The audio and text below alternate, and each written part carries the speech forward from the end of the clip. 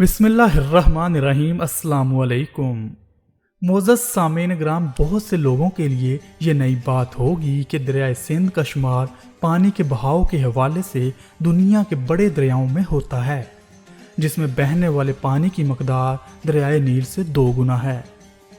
बहुत से लोग शायद ये भी ना जानते हों कि इंडिया का नाम इंडस से लिया गया है, क्योंकि मोहनजोदड़ो, जिसे इंडस की तहजीब में मरकज़ी हैसियत हासिल है, वो दरियाए सिंध के किनारे पर ही आबाद था। इसीलिए इसी निस्बत से जब हिंदुस्तानी क़यादत ने मुल्क का सरकारी नाम इंडिया रखा, तो हिंदुस्तान के महकमा आसार कदीमा के साबिक सरबराह सर जॉन मार्शल ने भी इस बात पर हैरत का इजहार किया कि दरियाए सिंध की तहजीब के तमाम इलाके पाकिस्तान में आते हैं, तो फिर हिंदुस्तान का सरकारी नाम इंडिया क्यों रखा गया है। मुअज़्ज़ज़ नाज़रीन, दरियाए सिंध की कुल लंबाई 3180 किलोमीटर है, जिसका आगाज़ तिब्बत के मगरबी इलाके से होता है और लद्दाख और गिलगित बल्तिस्तान से होता हुआ ये दरिया जब नांगा पर्वत के पाँव को छूता हुआ गुजरता है, तो शाहरा रेशम के साथ साथ ये अटक के मुकाम पर दरियाए काबुल से मिलता है। काला बाग के मुकाम से ये मैदानी इलाकों में दाखिल होता है और फिर कराची के करीब समुंदर से जा मिलता है।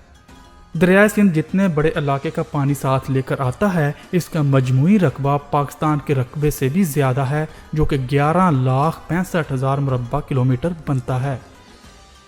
लेकिन असल सवाल ये है कि दरियाए सिंध का नाम सिंध कैसे पड़ा।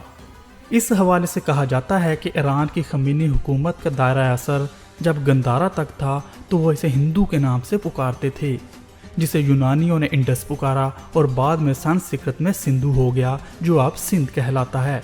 मुख्तलिफ वक्तों में इसके मुख्तलिफ नाम रहे हैं, लेकिन अटक के गज़टियर में लिखा है कि ज़िला के अंदर दरियाए सिंध के 2 नाम हैं। जब हज़ारा से अटक की हदूद में दाखिल होता है, तो ये दरियाए अटक कहलाता है।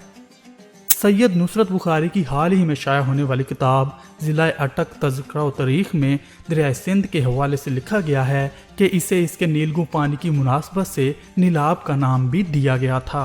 बाग नीलाब का कस्बा आज भी अटक बसार रोड पर दरियाए सिंध के किनारे पर वाक़या है।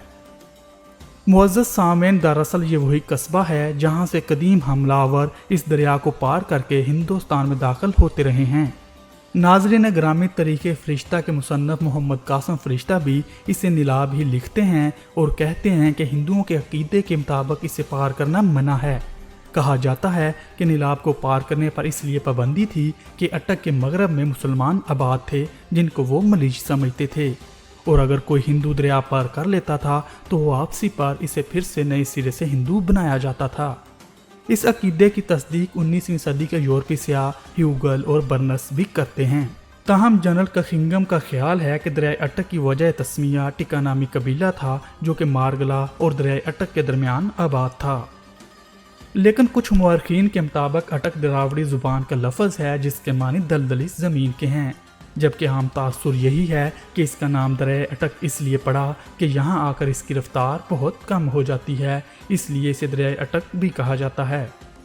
मुग़लों की ज़ुबान चूँकि तुर्की थी और तुर्की में अतक का लफ्ज़ दामने कोह के लिए इस्तेमाल होता है। चूँकि अकबर ने यहाँ एक बहुत बड़ा किला तमीर करवाया जो एक पहाड़ी के दामन में था, इसलिए इसे अतक पुकारा जाने लगा, जो बाद में आहिस्ता आहिस्ता अटक हो गया। मुअज़्ज़ज़ नाज़रीन, हिंदू, सिंधु, सिंध, अटक या नीलाब बदलते ज़मानों के साथ साथ इस शेर दरिया के नाम भी बदलते रहे हैं।